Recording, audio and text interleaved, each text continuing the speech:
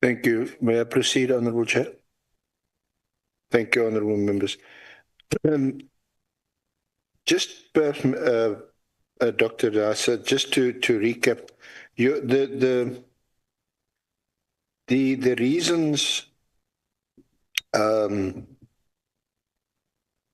that you mentioned in your statement why the PKTT should be disestablished, and in fact you say should have been disestablished a while ago, you refer to at 17.1 where of your statement on page 11, it was completely unnecessary to establish the PKTT as our KZN provincial team had already made important breakthroughs in high-profile political cases.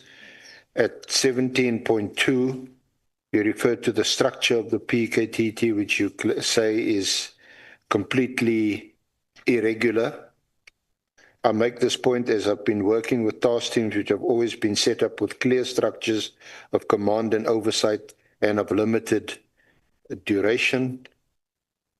At 17.3 on page 13, nor is there any good reason whatsoever for a team of detectives to focus on you put political killings in inverted commas. And this is, I asked you this earlier, they have never defined what exactly they mean by this term.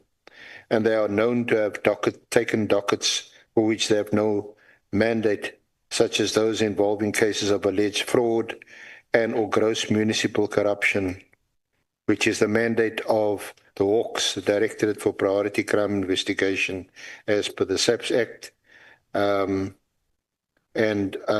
Lastly, it's the costs is prohibitive.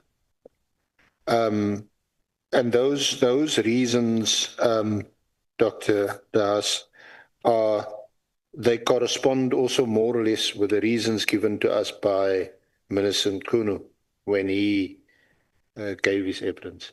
So just a brief comment on any of them or all of them.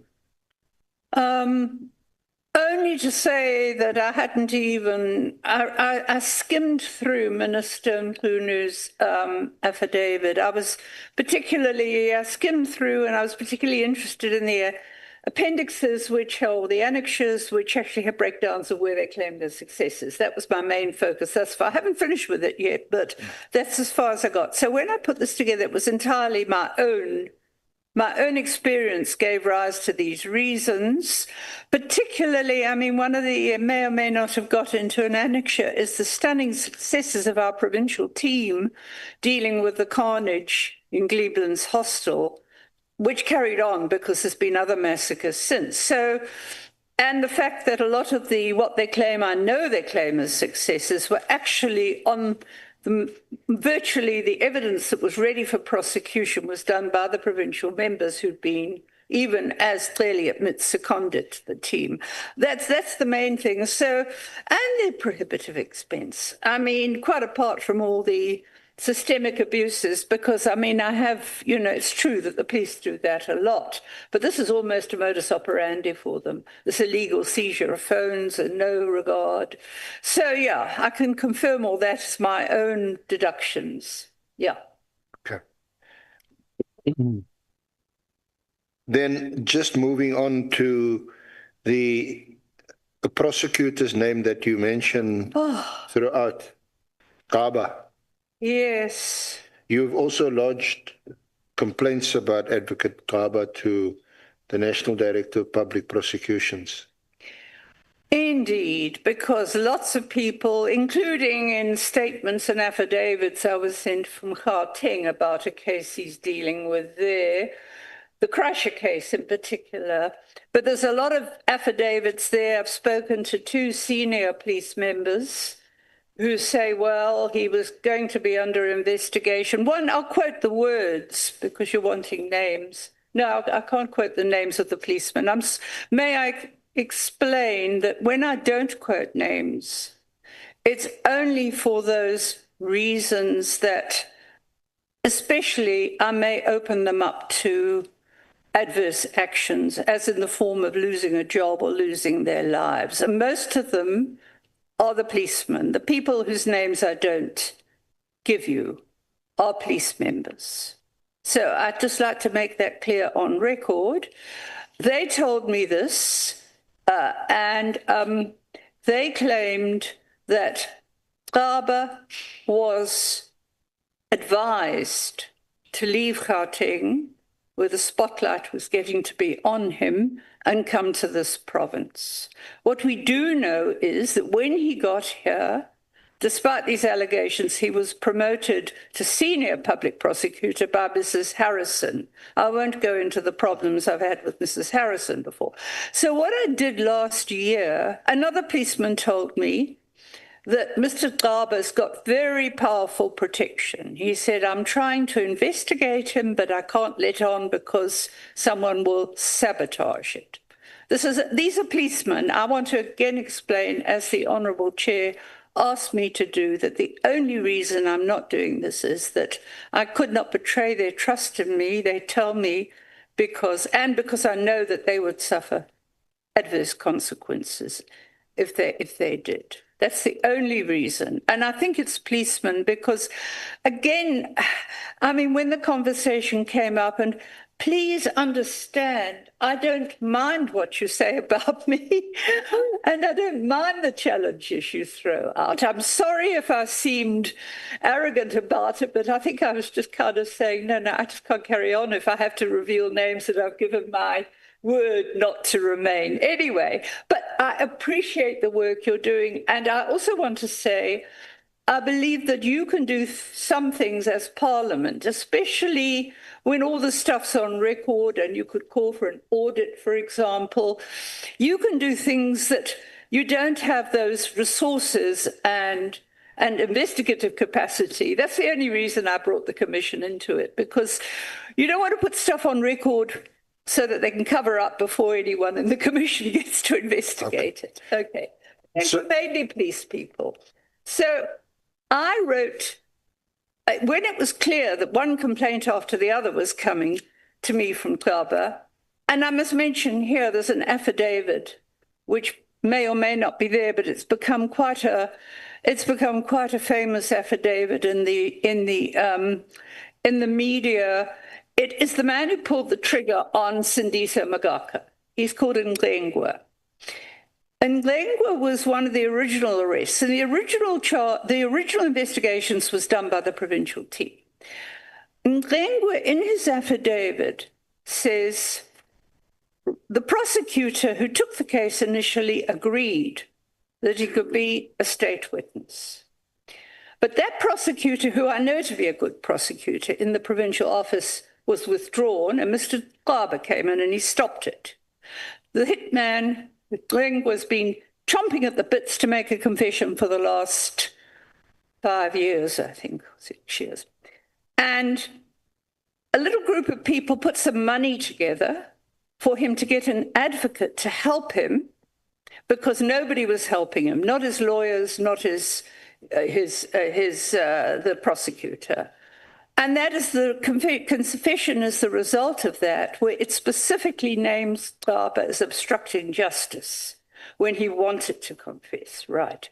And somebody else has made an affidavit. Mr. Pillay has made an affidavit that I should have attached there also to say, and he had witnesses, because they were in the office when this happened, of one of the prosecutors that Gaba was trying to get him to force his state. Okay, I've been getting all this since late last year. I wrote to the National Director of Public Prosecutions, which I've done with other cases, to contest. And I said, can you please send in an independent senior prosecutor or other advocate just to check all those dockets?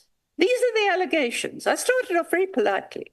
I said, this is not fair on Mr. Gaba that he gets all these allegations. He should be able to clear his name if it can be cleared. And if not, we should know. Okay.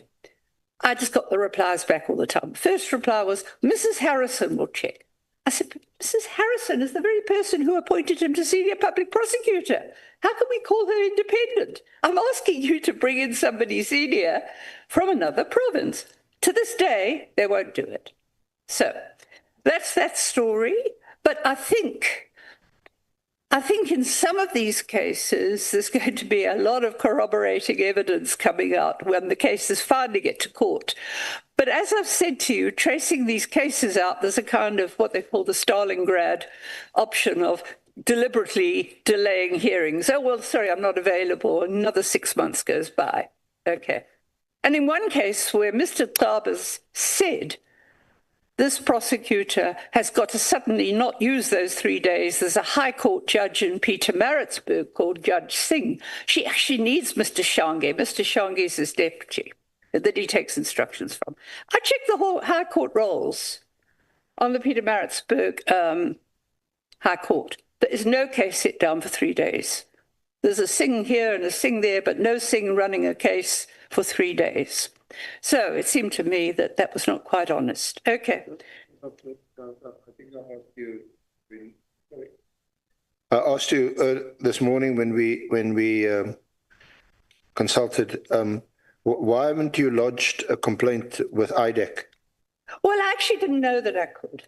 Thank you for telling me. Well, it sounds like corruption to me. Yeah, no, that's what you defeating the ends of justice, withdrawing cases, enrolling cases, withdrawing them, and you also say lying, because now you just look at a court roll and you see there's no judge. No, there's at least one free day of those 3 days where no judge of Singh is presiding, according to the court roll. So, I mean, no, I will do that. And it's a very helpful suggestion because I'm actually... Don't mention my name. No. No, I'll say it came up in the commission and I was told that I could approach, in the ad hoc. But I will definitely do that because I okay, then I just wanted to, your interactions, I think we've already heard from you about Minister Nkunu, and then just the remaining two, Advocate Bakoli and Mr. Kabinde. Yeah. You deal with Kabinde at paragraph 27. Yeah. I can answer that quite quickly. I mean, and there's no sort of unknown sources here. This is what I experienced personally. Mr. Ngabindi, I know he was at IPID, and I don't think I dealt with him there, but I couldn't be sure because I did do quite a bit of interaction with IPID head office, but I don't remember dealing with... I remember the reports about him falling out with McBride, but that was about as much as I could remember about him. And then what happened was that after Minister Nkunu was suspended and there was a new minister... I didn't know who to send my complaints to because I do have to write a complaint about the state of policing in the province. And I asked Patricia, I'm in almost daily interaction with Patricia almost. We deal with a lot of stuff together. And Patricia Mashali, Mrs. Mashali. And she said, oh, look, Ngabindi is the head of the office there, try him. And I did, and I sent him a couple of things. And I got a response to say that there would be a new person who hadn't quite started. And she is, I think, she's an... What did I say she was called? I think she's a General Pino. Yeah. So I mean, she's quite efficient. I sent to her and she acknowledges and says it's been sent on. That's how I dealt. Then I phoned Ngabindi after the police, and it seems that our police were paid to go up there and do all these actions against... we have no money for a lot of resources at the moment in KZN.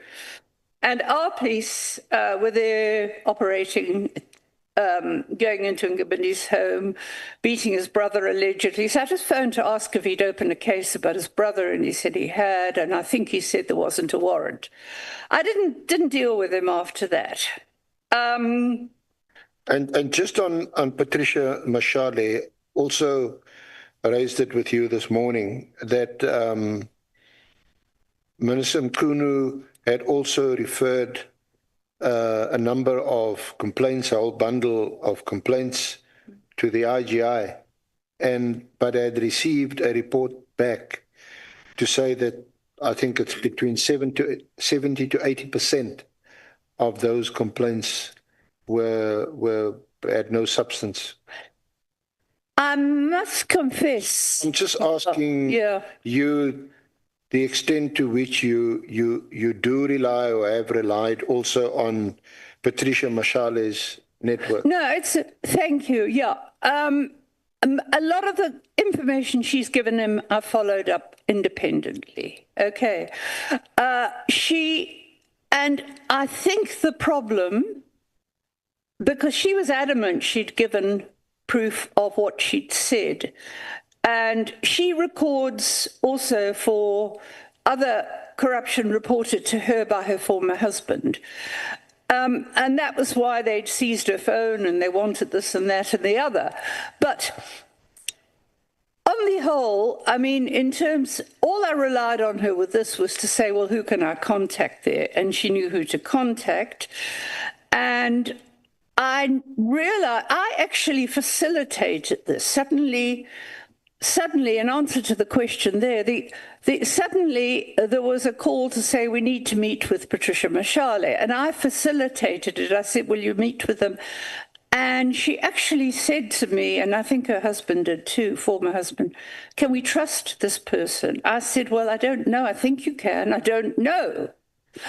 And then you must remember also, of course, that there was no Inspector General of Intelligence until I think last year. There was a hiatus between the resignation of Dr. Dindwe or the end of term of Dr. Dindwe. So I'd been interacting with an advocate in the office, not the head of the office. Then in come the new head, and I got a message to say all directives, all my queries must go to his PA. In other words, not to keep sending it to the advocate. So we're not absolutely sure whether or not the information was accurate. But normally I've checked out her stuff and verified it with people that she's reported, and I've spoken to them directly. Then you also mentioned Advocate Piccoli. You said you met him once? Once. I only met him once. I knew he was the legal advisor for the minister. I think I'd heard that along the way somewhere, because I had admiration for him based on what happened some years back to him. And I heard he was in the office and acting for the minister. And then he said he was coming to Durban on business, and I met him in Professor Zulu's office, because he'd arranged to meet someone who used to be a senior student of Professor Zulu's. So we combined it, but the discussion was general. He did ask me, he said, did you write these letters? Yes. He asked me for clarification, but I want to stress at no stage did he indicate that there was even a consideration of disbanding. He just asked me to verify. And then we branched off a whole lot of other stuff, including like he was shocked when I told him about the guy who'd planted the grenade at the university and nobody knew was working for the security police.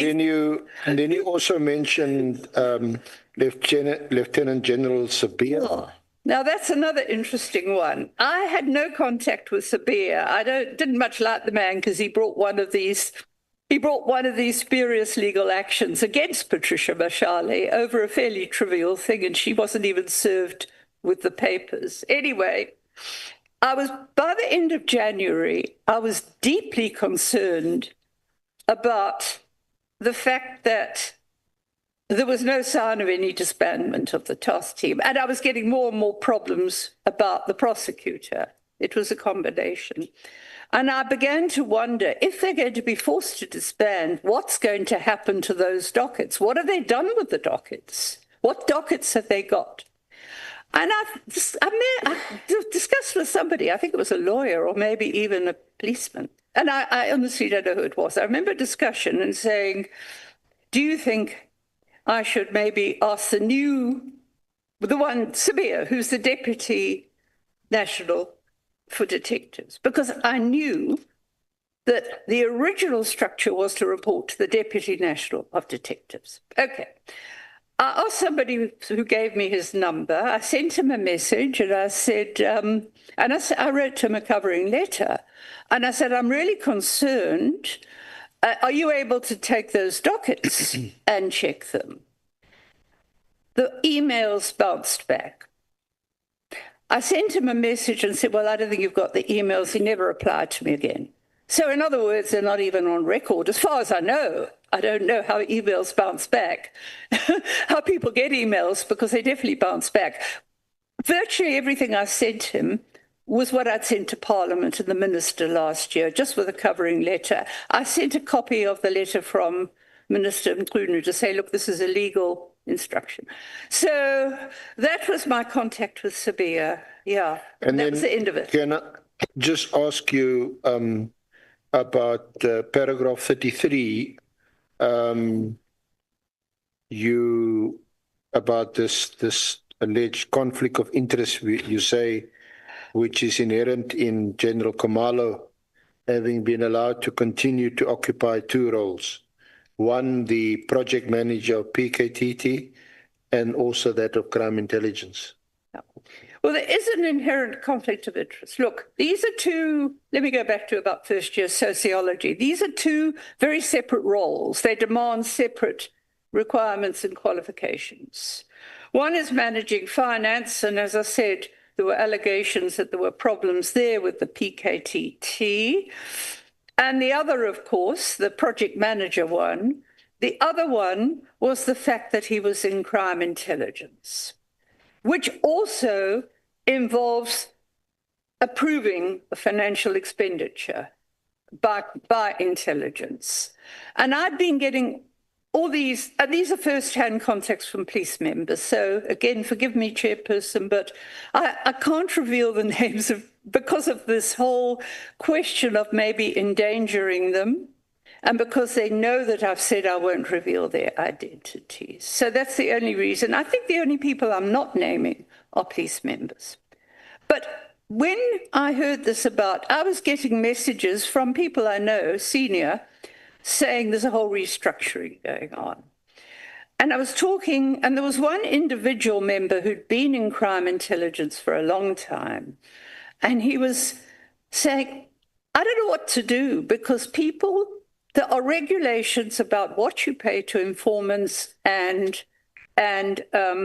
rewards. Like if you get a big drug bust, they're supposed to get a reward. He said, I can't do that. I can only offer them 3,000 rand, and they're risking their lives. I mean, police informants are risking their lives. Some of them get killed. I said, well, I don't know. I checked with the officer of the IGR, but the new IGR wasn't there. I think I checked with the advocate there, and she said, well, he better come and tell us. And I said, but he's too scared to. They'll just lose their jobs if their names leak out. I don't know what happened. There was actually, I didn't go to the media. Somebody went to the media, and there was a report to the same effect. Okay, so it's finances in two positions, because the minute after General Khumalo was appointed to head crime intelligence, I was also getting from individual members of crime intelligence saying, we've got no vehicles. We thought these vehicles were bought for us. We're having to use public transport, and that's a risk to us. We don't know why we're not getting the vehicles. We think the money's going to the political killings task team. Well, I don't know. This is what I mean about a conflict of interest, two roles. So that was the first thing. He should never have been in both these positions at the same time. That's what I was saying. The other issue with him, and this is what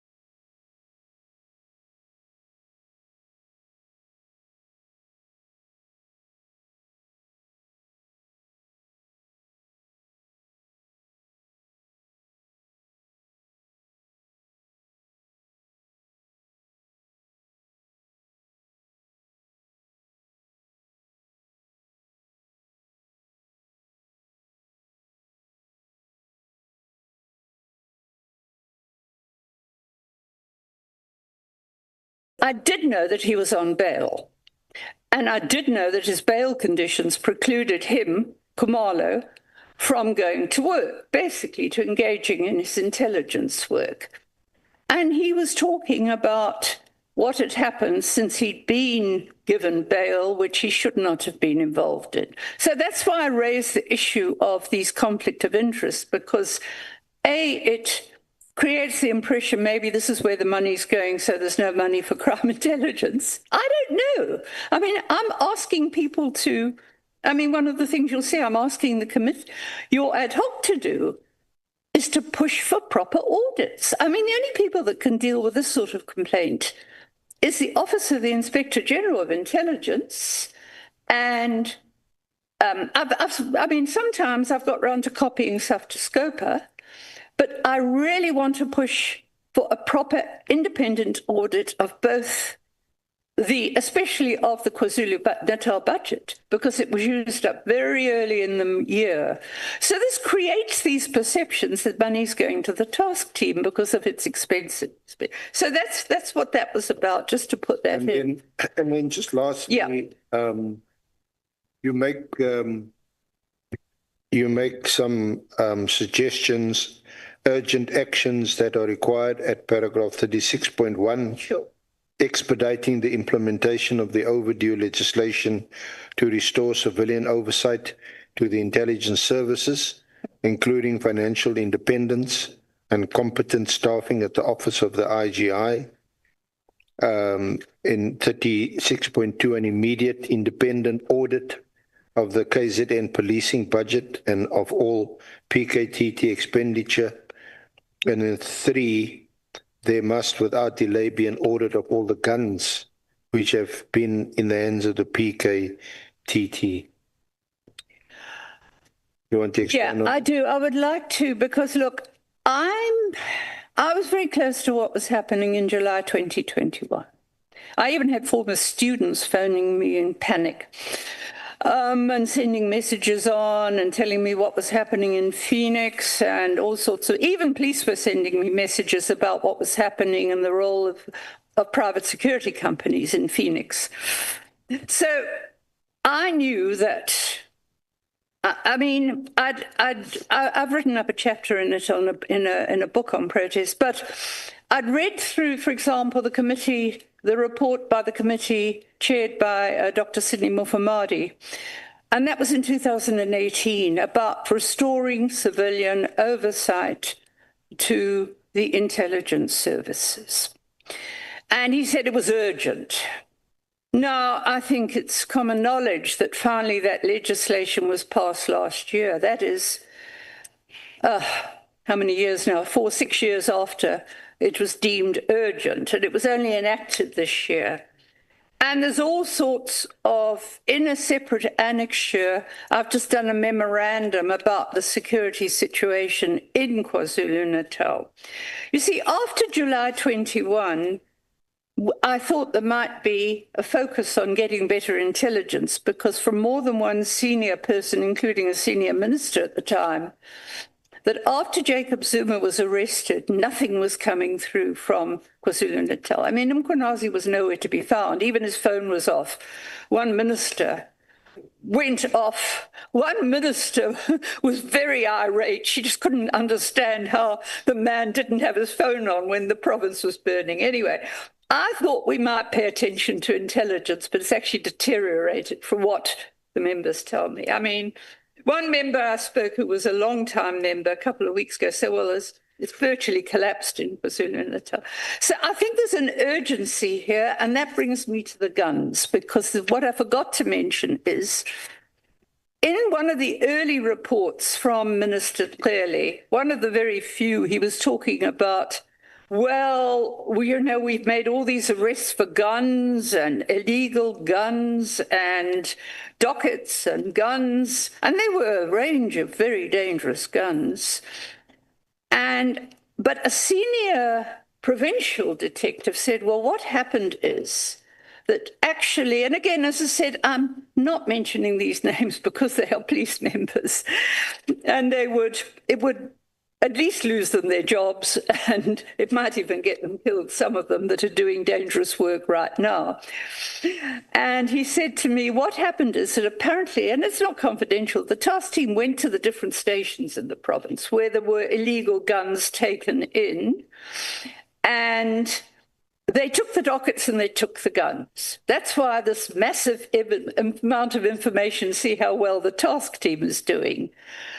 Someone told me along the way, I think it was a prosecutor, who was also very concerned about it, said, but you know, they say they do their own ballistics. Well, I mean, what does that mean? They are police members. You've got to use police ballistics. So I would really like, I mean, the crime problem in KwaZulu-Natal is out of control at the moment. And we've got to deal with the gun problem. And I think if Parliament could press for some sort of audit of all the guns that have been in the hands, well, even the guns in the hands of the police. I mean, because they do go missing from the police. I know that from firsthand. But I don't know where all these guns are. What happened to them? Were people actually convicted? What happened to the guns? Were they bona fide police ballistics people that tested them? It's unknown. I think an audit of the guns by, I don't know by who, but there must be some way of doing it. These are things that, what I said to you earlier, you know, the things Parliament can do. The Madlanga Commission will take a long time to get round to doing investigations, but Parliament can do things as soon as it's reached its ad hoc conclusions. Thank you. Thank you. And there's longer term stuff. Yeah. You know, I, as a social scientist, am very concerned about a creeping culture of secrecy. I gave evidence here against the secrecy bill years ago.